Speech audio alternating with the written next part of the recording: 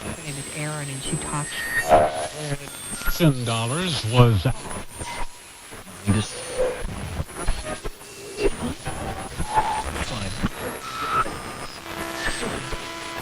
a very serious